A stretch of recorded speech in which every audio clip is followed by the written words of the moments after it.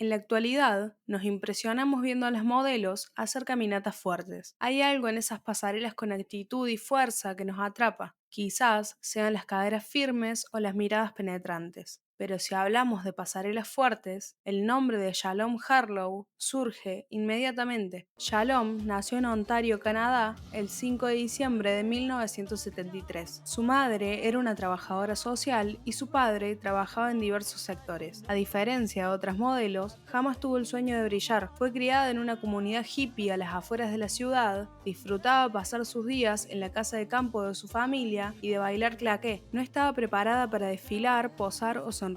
Jamás soñó con los flashes. De niña solo soñaba con flotar alrededor de las estrellas. Quizás su anhelo de ser astronauta era un presagio de la estrella en la que se convertiría. Durante un concierto de Cure fue descubierta por un cazatalentos de una agencia local. Fue así que luego de terminar sus estudios secundarios empezó a modelar. Puede que haya sido simplemente la rebeldía de un adolescente de 17 años, pero ese fue el primer paso para el inicio de una historia marcada por éxitos. Hizo algunos trabajos en Canadá, pero su rostro era tan prometedor que fue reubicada en París. Allí conoció a Amber Valletta, quien comenzó siendo una roomie y se convertiría en su mejor amiga, además de su compañera número uno de campañas. Era imposible pensar en Shalom sin Amber y en Amber sin Shalom. Si querías a una, debías contratar a ambas. Con su llegada a la capital de la moda, dio el salto a la alta costura. Y como no podía ser de otra forma, la mirada de la medusa se posó sobre Shalom. Gianni vio algo en ella, quizás su rostro, su cuerpo o su mirada. No solo logró ser musa de Versace. En 1995, y cuando Karl Lagerfeld solo juraba lealtad a Claudia Schiffer, Shalom irrumpió con tanta fuerza que destrozó la hegemonía que la alemana construyó en Chanel y se volvió la cara de la campaña para el Chanel número 5. Los diseñadores comenzaron a enloquecerse por tener a Shalom en sus desfiles.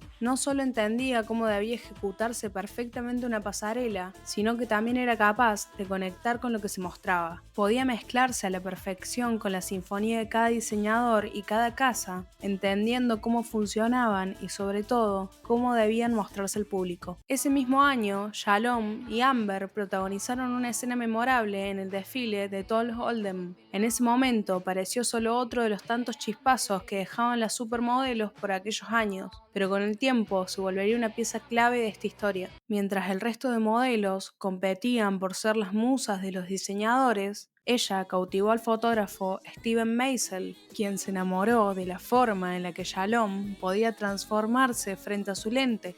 Un look sexy o un andrógino, quizás una performance, nada parecía un límite. Por esa época, las pasarelas que vendían eran las de Naomi o las de Kate, explosivas, provocadoras, llenas de fuego. El show era ese impacto, ese exceso, estar al límite entre dejar una buena pasarela y llevarse todo el protagonismo. Pero el juego de Shalom era distinto, con una fuerza medida al milímetro, en cómo mover su rostro, su cadera, sus piernas, en medir cada uno de sus pasos. No quiso solo llamar la atención, quería hipnotizar, y sin darse cuenta creó una forma de caminar que al resto del mundo le tomó 30 años entender. Por este tipo de cosas, la industria la nombró la anti-model. No era mediática, explosiva o rebelde como las demás. Parecía que todo lo hacía sin querer, pero con la excelencia de una profesional. Mientras sus colegas luchaban por mantenerse enigmáticas y endiosadas, Shalom participó en el programa House of Style de MTV, saliendo de su personaje como una diosa e instalándose como una humana en los televisores del público.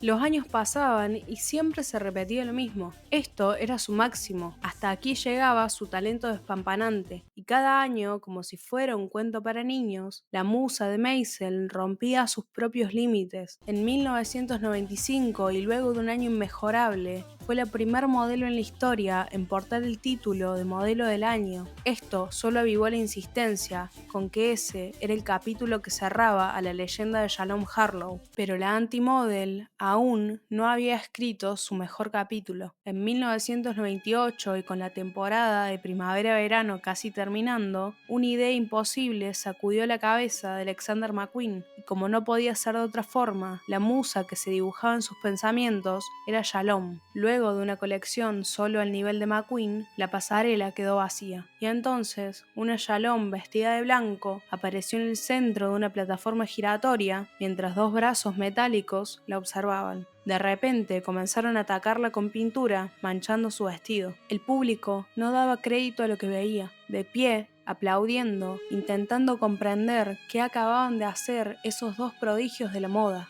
Shalom fue impecable, tan fiel a lo que McQueen le pidió, que es hoy en día que aún nos preguntamos qué quiso decir.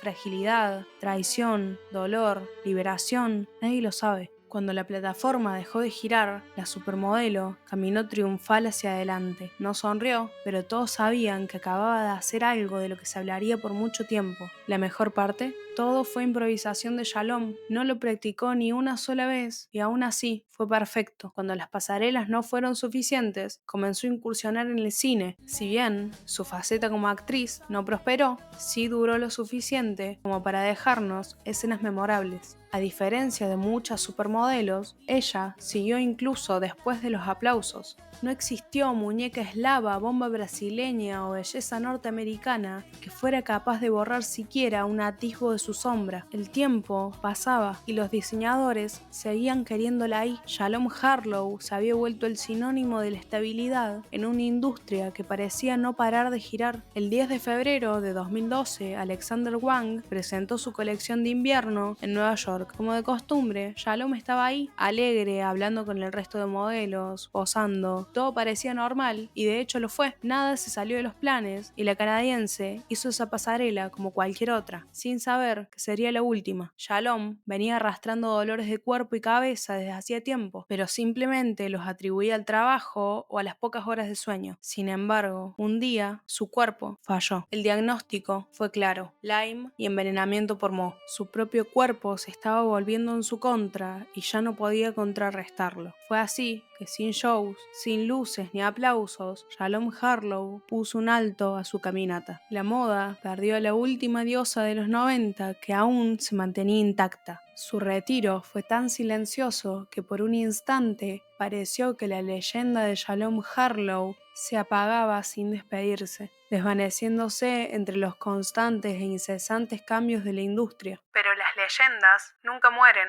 En 2019, y tras 7 años fuera de las pasarelas, la anti-model reapareció. La pasarela que la vio dar sus primeros pasos en la alta costura, ahora la veía renacer. Versace fue el escenario donde Shalom Harlow caminó con la misma fuerza medida, la misma mirada hipnótica y su elegancia que permanecía intacta. Su caminata fue un homenaje vivo a los años 90. Quienes la habían olvidado volvieron a enamorarse y quienes no la conocían lo hicieron por primera vez. En 2023 concedió una entrevista para Vogue donde repasó sus momentos más icónicos a través de sus looks. Con esto, la nueva generación la descubrió y no tardaron en quedar hipnotizados por ella. TikTok se llenó de videos de pasarelas de Shalom, sus campañas con Maisel, sus deslumbrantes caminatas para Versace y sobre todo su mítica pasarela junto a Amber. Así fue como Shalom Harlow pasó de ser la supermodelo que cayó en el olvido público a volverse el ejemplo de cómo se ejecuta una pasarela con fuerza y elegancia de una manera perfecta. Hoy en día es admirada tanto por aquellos que la vieron brillar en los años 90 como por quienes apenas la descubren. Su historia es la prueba de que el verdadero talento nunca desaparece. Puede descansar y hacerse esperar, pero cuando vuelve lo hace para quedarse grabado con una tinta permanente en la historia.